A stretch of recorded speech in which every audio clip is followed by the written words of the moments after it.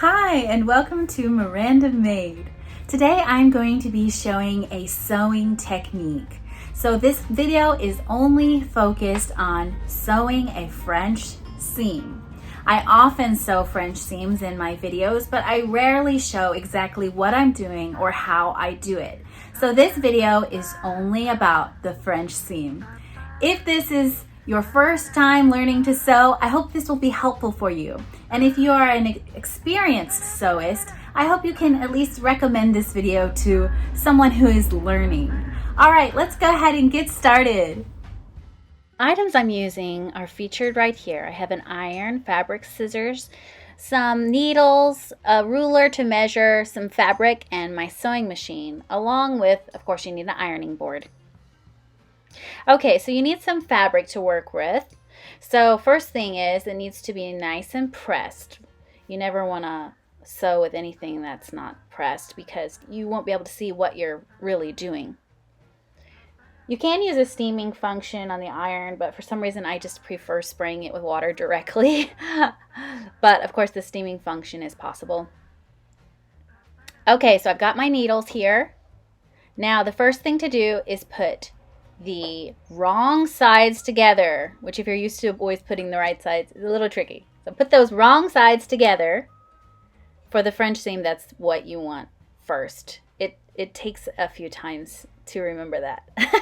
I can't tell you how many times I've done it wrong. All right, so line them up the best you can and pin them together just so they're not moving around.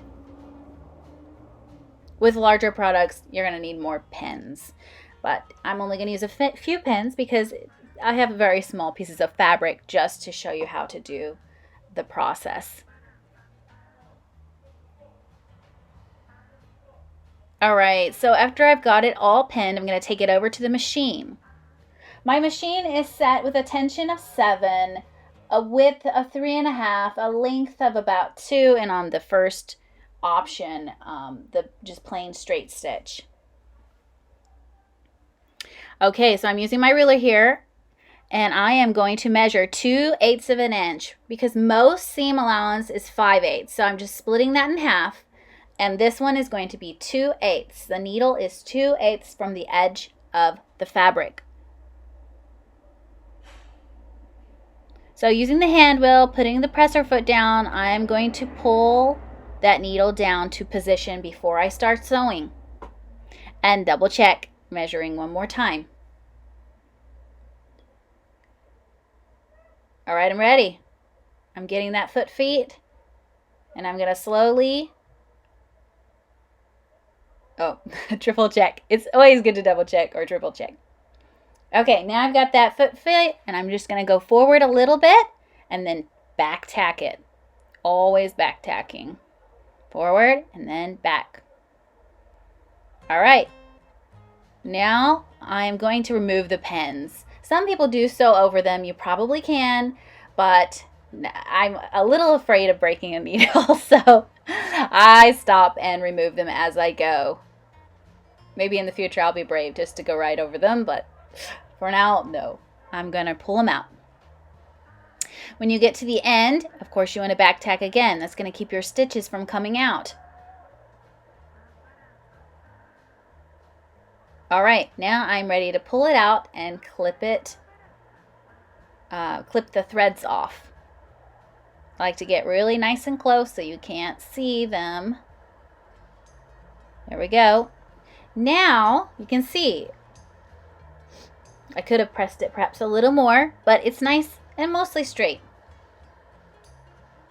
Now I'm just going to trim off the excess seam allowance fabric, because you want to make sure that when you flip it and sew the other side, you're not seeing any of those little edges through the seam. Okay, so I'm clipping it, not cutting the sewing line, but just to the right of it.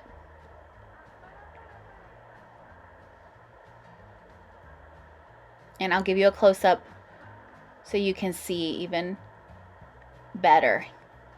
All right, so now I'm going to press this flat.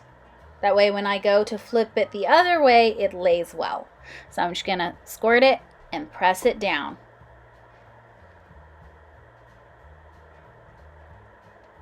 That easy. Now I am going to flip that fabric over like this. Use my fingers to really find the edge of that seam and press it down with my fingers. You don't really have to iron it again, but I would rather be safe than sorry. Now I'm going to pin it again. Pins might not be necessary, especially with a small amount of fabric, but again, better to be safe than sorry. So I'm just going to put a few pins here to really stabilize what I am working on.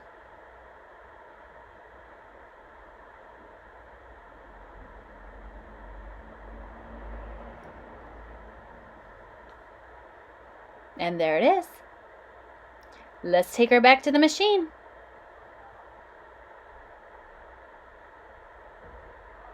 Now I'm setting my ruler at 3/8 of an inch. So 3 plus 2 is 5, right? Okay, so I'm setting my needle, pulling the thread at the back, gently turning the wheel forward to set the needle, and double checking the distance from the needle to the edge of the fabric. I'm going to bring you around to see that actually my foot is really flush with the edge of the fabric. That helps me guide it as I'm going. So you can see it's basically the edge of that foot is next to the edge of the fabric, and that is 3/8. Okay, going forward and back tacking, and I'm just going to sew all the way down. You don't necessarily have to use the ruler. There are markings on most machines, but for whatever reason, I feel more secure with a ruler than just relying on the markings with the machine. So kind of up to you. Some people also put like a piece of tape to help them guide it. Whatever makes you feel most comfortable. This is just how I do it. Again, stopping to pull out those pins. And then at the end, back stitching again. Okay. That's it. I'm going to clip it off here and I'll show you. Look at this.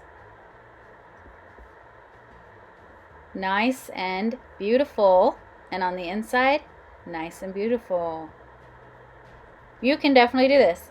So try this technique at home, and this is basically what I'm doing throughout all of my projects whenever I make a French seam. And they're so nice and so comfortable to wear, and you don't have to worry about any fraying or anything. They look amazing as always.